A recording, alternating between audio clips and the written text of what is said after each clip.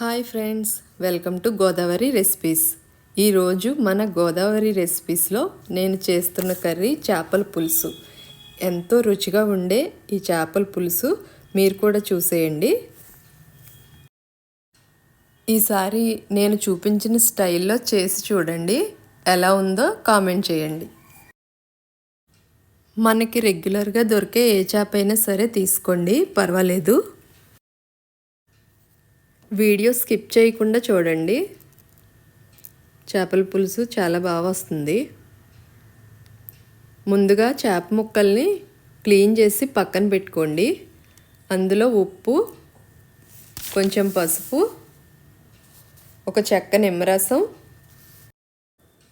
పిండుకుని కలుపుకుని 5 నిమిషాలు పక్కన పెట్టండి. 5 నిమిషాల తర్వాత కడిగేసుకోండి. చింతపండు రసం తీసుకుని పక్కన పెట్టుకోండి. ఉప్పు, కారం, పసుపు, మసాలా పౌడర్ ఒక చిన్న స్పూను, ధనియాల పొడి 2 స్పూన్లు, అల్లం వెల్లుల్లి పేస్ట్ 2 స్పూన్లు, పచ్చిమిర్చి 10, కరివేపాకు, ఎండుమిర్చి, ఆవాలు, మెంతులు, జీలకర్ర, కొత్తిమీర, 2 ఉల్లిపాయలు ముక్కలుగా కోసుకుని మిక్సీ పెట్టి పక్కన పెట్టుకోండి. మెత్తగా మిక్సీ పట్టండి ఉల్లిపాయల్ని. ఇప్పుడు పొయ్యి మీద గిన్నె పెట్టుకోండి. సరిపడా ఆయిల్ వేసుకుని జీలకర్ర, మెంతులు, ఆవాలు, ఎండుమిర్చి, కరివేపాకు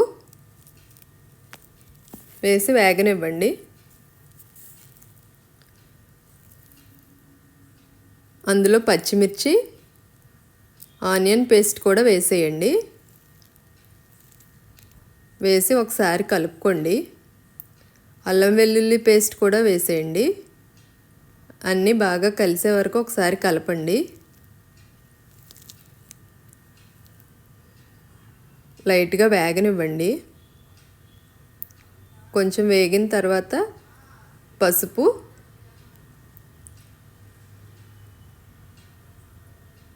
ఉప్పు, రాళ్ళు ఉప్పు అయితే బాగుంటుందండి పులుసులకి. ఉప్పు సరిపడా ఉప్పు వేసి ఒకసారి కలపండి.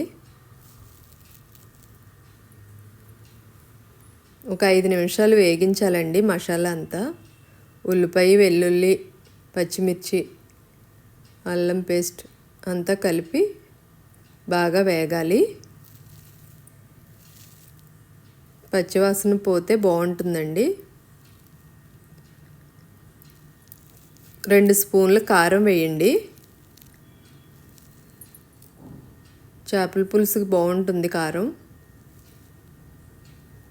మసాలా పొడి, ధనియాల పొడి తీసుకున్నాం కదండి, అది కూడా వేసేయండి.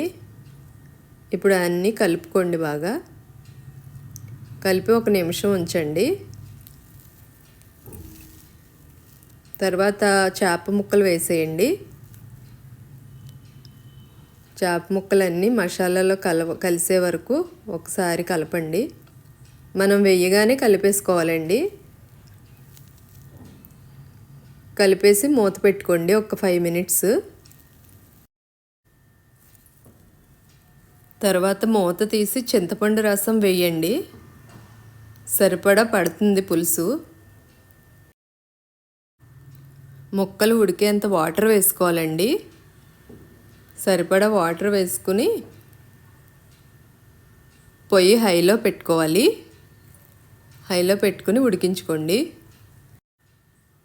మనం పులుసు వేసిన తర్వాత 10 మినిట్స్ ఉడికించుకుంటే సరిపోతుందండి. పులుసు ఉడుకుతుంది కదా, ఇలా ఉడుకుతున్నప్పుడు మనం బయట కొన్న గరం మసాలా పౌడర్ ఏదైనా ఉంటే కొంచెం వేసుకోండి. టేస్ట్ చాలా బాగుంటుందండి. ఏదైనా పర్వాలేదు. గరం మసాలా పౌడర్ వేసుకోండి 1 స్పూను. టేస్ట్ చాలా కొత్తగా ఉంటుంది. అంతేనండి. లాస్ట్ కొత్తిమీర వేసి దించేసుకోండి. ఈ వీడియో నచ్చితే లైక్ చేసి సబ్స్క్రైబ్ చేయండి. నెక్స్ట్ వీడియోతో మళ్ళీ కలుద్దాం. బాయ్ అండి.